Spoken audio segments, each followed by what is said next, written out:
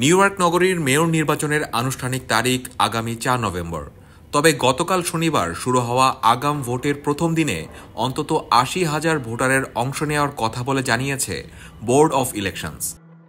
New York ভিত্তিক সংবাদ মাধ্যম সিবিএস নিউজ এর প্রতিবেদনে বলা হয়, ম্যানহাটানে ২৪,০০০-এর বেশি, ব্রুকলিনে ২২,০০০, কুইন্সে ১৯,০০০, ব্রুকসে প্রায় ৮,০০০ ও স্ট্যাটেন আইল্যান্ডে ৬,৫০০-এর কম ভোটার এতে অংশ নেন।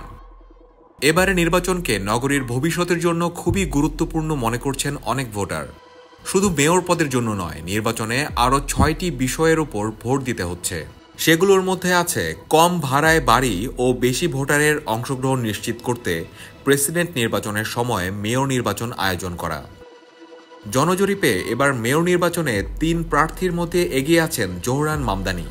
নির্বাচিত হলে তিনিই হবেন বিশ্ব অর্থনীতির প্রাণকেন্দ্র হিসেবে বিবেচিত এই মহানগরীর প্রথম মুসলিম মেয়র।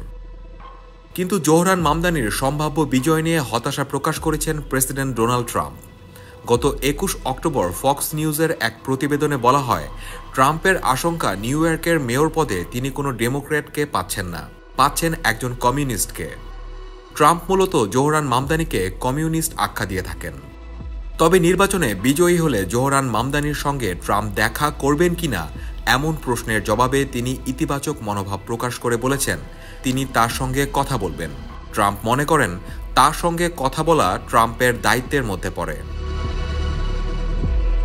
বান্ডেল থাকলে প্রতি সেনমানিতে টাকা বাঁচবে। বিকাশ সেনমানি বান্ডেল কিনে জিতুন প্রতি লেনদেনে।